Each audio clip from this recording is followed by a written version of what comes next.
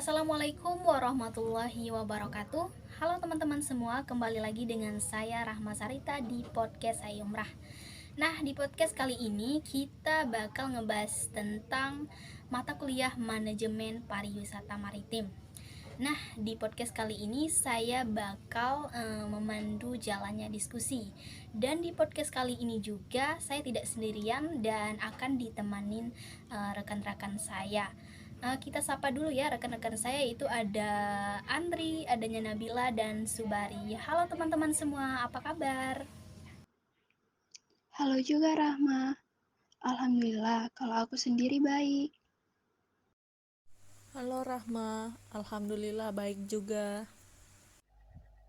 Halo juga Rahma, ya Alhamdulillah baik.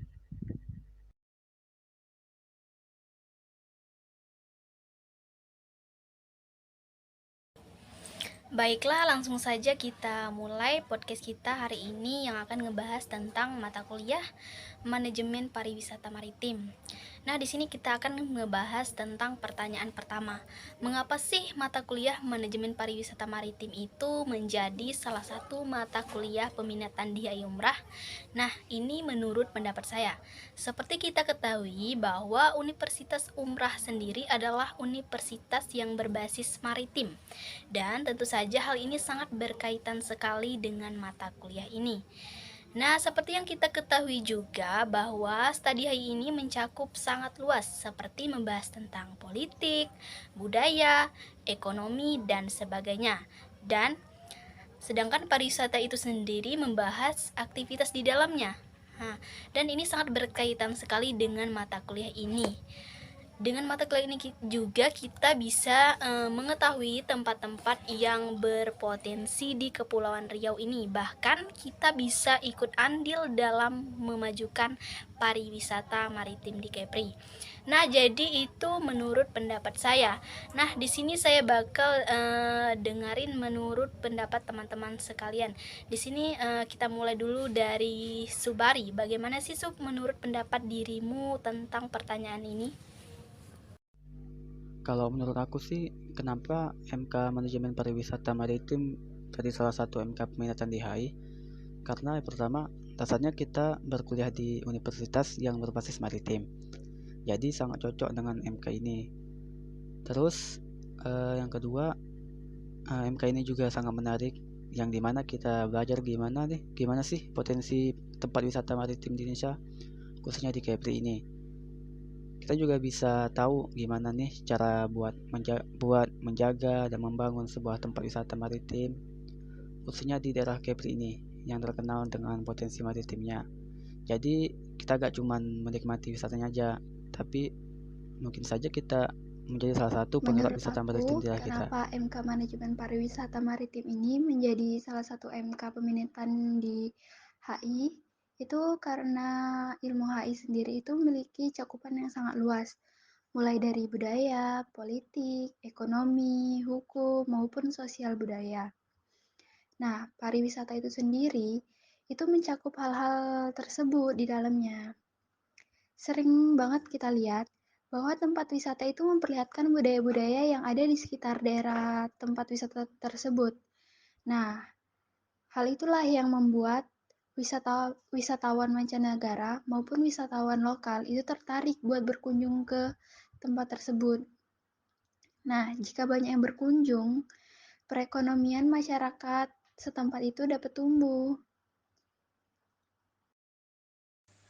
Kenapa MK Manajemen Pariwisata Maritim menjadi salah satu MK peminatan di HI Umrah?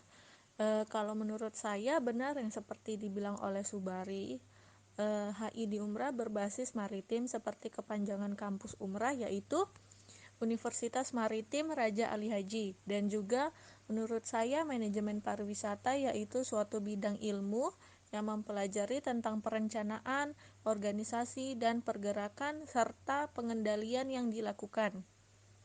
Tujuan dari keempat aksi tadi yaitu untuk mencapai tujuan atau sasaran yang sudah ditentukan melalui ketersediaan sumber daya manusia dan lainnya dalam bisnis pariwisata. Itu dari pendapat saya. Gimana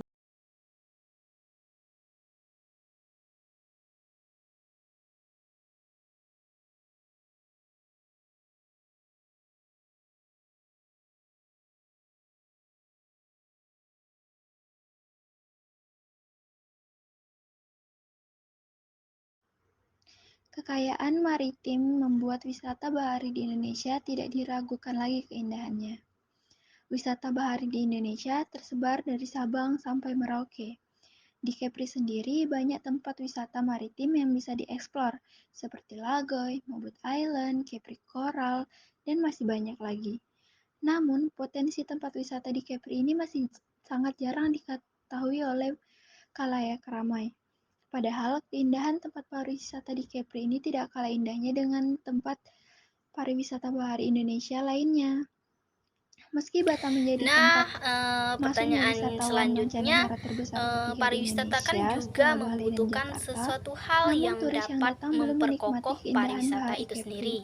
Nah, di Kebanyakan sini menurut wisatawan yang Andri datang gimana hanya sih cara meluangkan untuk waktunya untuk wisata memperkokoh belanja pariwisata maupun maritim kita? wisata olahraga golf. Hal ini dikarenakan karena beberapa faktor, yaitu seperti masih kurangnya promosi tempat wisata bahari yang dilakukan oleh pemerintah dan masih sulitnya untuk mengakses tempat wisata tersebut tanpa bantuan travel.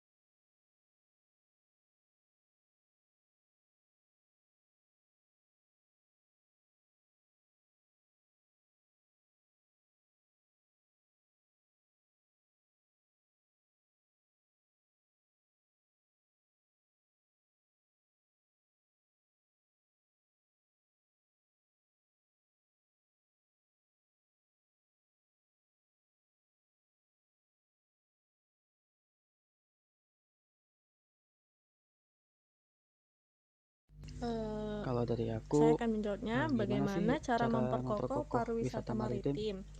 Kalau menurut saya dengan Menurut aku cara sih diplomasi yang terpenting kebudayaan. yaitu Diplomasi membangun kebudayaan kenyamanan. menjadi salah Karena satu salah satu instrumen tujuan bagi orang Indonesia berwisata untuk adalah untuk melakukan refreshing, promosi di mencari ketenangan. mancanegara, seperti yang Ya kalau nggak dilakukan di nyaman, kawasan Asia bakal nggak Tenggara, tercapai promosi tujuan dari dengan wisata berbagai cara tersebut. yang ditempuh oleh Selanjutnya, pemerintah melalui harus kerjasama industri adanya dukungan dari pemerintah. pariwisata dengan Terus negara anggota mempercepat ASEAN, mendirikan pusat penyelesaian proyek studio untuk Indonesia di infrastruktur universitas yang ada di supaya Asia jalur ke Tenggara, wisata tersebut nggak kemudian pertukaran ada budaya kecelakaan ataupun atau apa. melakukan eksebisi. Terus Dilihat melakukan dari ranking promosi, pariwisata dunia, eh, Indonesia hal ini berada di dilakukan agar ranking 50, bisa masih menarik berada di investor bawah asing Thailand, untuk Singapura, pengembangan dan Malaysia. destinasi. Hal Itu ini aja sih. menunjukkan kualitas industri pariwisata kita masih perlu untuk diperbaiki, meskipun potensi alam kita lebih baik dibanding dengan negara tetangga. Nah, kalau Rahma sendiri bagaimana?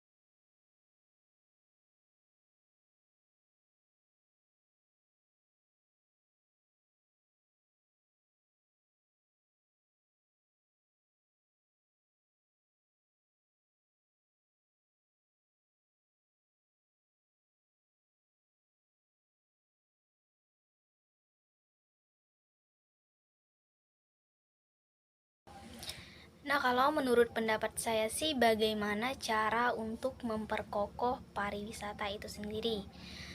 Caranya adalah kita harus mengetahui tujuan orang berwisata. Nah, tujuan orang berwisata itu kan untuk menghilangkan rasa capek ataupun refreshing dan mungkin mencari pengalaman baru. Nah, tentu saja orang tersebut ingin merasa nyaman dalam berwisata. Maka untuk mewujudkan hal itu, kita harus membuat tempat wisata itu lebih nyaman, damai, menarik, dan tentu saja harus terjangkau. Itu sih menurut pendapat saya. Dari podcast kita hari ini dapat ditarik kesimpulan bahwa mata kuliah manajemen pariwisata maritim itu sendiri sangat berkaitan dengan HI, karena studi HI ini cakupannya sangat luas, seperti membahas tentang ekonomi, politik, budaya, dan sebagainya.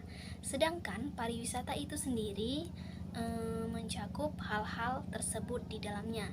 Dan dengan belajar mata kuliah ini bisa mengetahui potensi-potensi pariwisata yang ada di Indonesia, terkhususnya di Kepulauan Riau. Nah, dan untuk mengembangkan pariwisata, tidak lupa juga dengan semakin meningkatkan kenyamanan dan daya tarik yang lebih baik lagi dalam pariwisatanya, agar pariwisata itu sendiri tetap kokoh. Baiklah, sampai di sini dulu podcast kita pada hari ini, dan saya ucapkan terima kasih kepada teman-teman yang udah hadir dan sudah bergabung bersama saya. Dan saya akhiri dengan wabillahi taufiq wal hidayah. Wassalamualaikum warahmatullahi wabarakatuh. Sampai jumpa di podcast selanjutnya.